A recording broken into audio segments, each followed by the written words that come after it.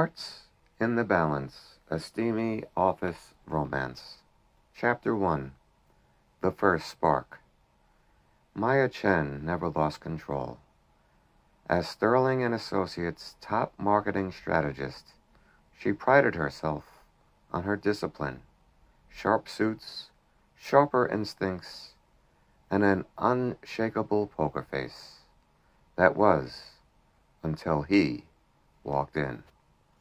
James Sullivan. Tall, dark hair, a voice like whiskey and honey. His presence in the Monday meeting was a distraction she couldn't afford. The data suggests we pivot towards experimental branding, he said, his fingers tapping the presentation remote with effortless confidence. Maya's pulse spiked. She tried to focus. She needed to focus. But the way his crisp, white sleeves hugged his forearms, the way his lips quirked when he made a dry joke, it was maddening. Maya, her boss's voice snapped back. Thoughts of James' proposal. Her cheeks burned. She hadn't heard a word. James's gaze locked onto hers.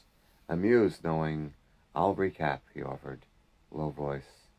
"It's a lot to take in. Too much." And just like that, the game began. Chapter 2.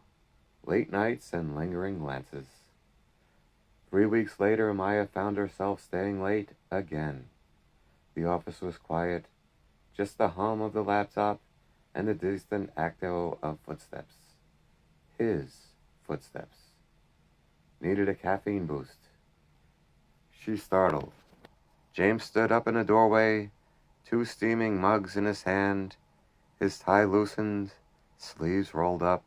The sight of his bare forearms sent an illicit thrill down her spine. "You always know when I'm about to crash," she admitted, taking the coffee. Their fingers brushed, just for a second, but it was enough to make her breath hitch. He leaned against her desk, closer than necessary. "You work too hard," says the man who's also here at 9 p.m. "Maybe I had a reason to stay." His voice dropped, rough at the edges. Maya's heart hammered. Dangerous territory. She forced herself to look at her screen. "The Morrison account needs..." "You're incredible, you know that?" His words cut through her thoughts. Her eyes snapped up.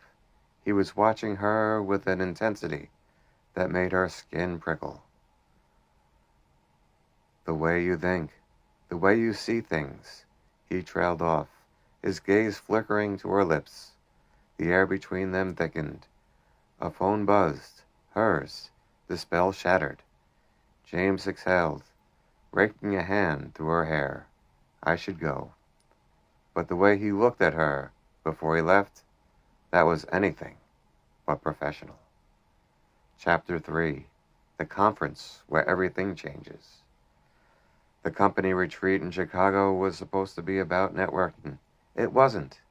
Maya sat at the hotel bar, swirling her wine when he appeared.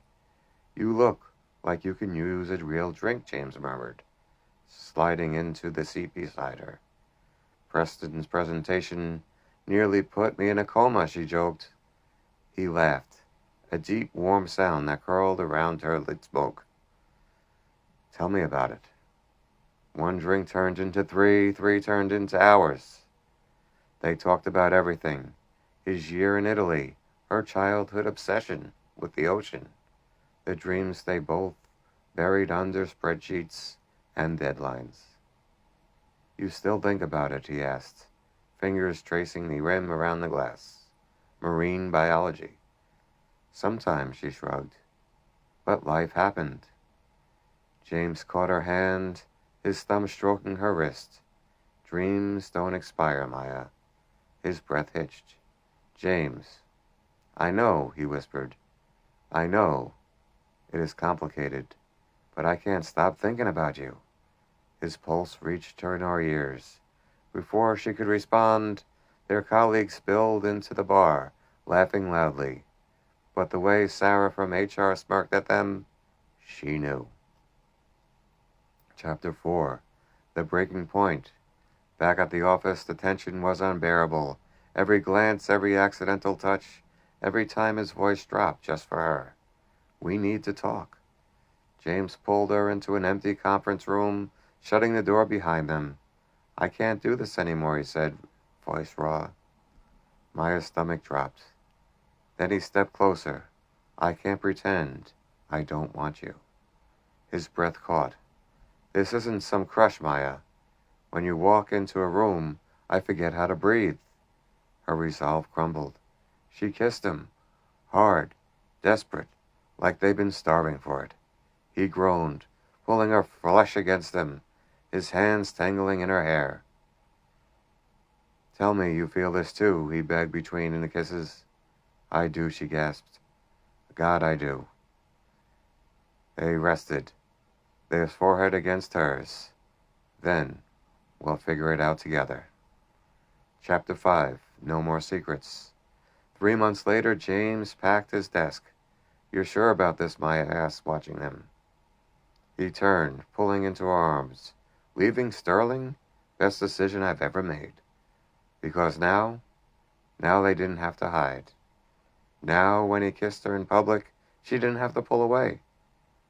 Now, when she whispered, I love you, against his lips, he could say it back, loud enough for the world to hear.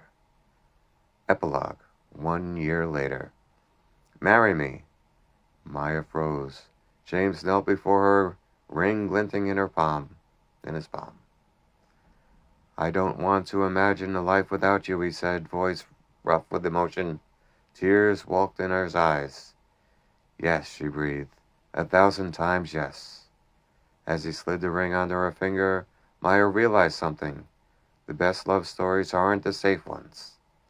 They're the ones that make your heart race. The ones worth every risk going for. And this is just the beginning.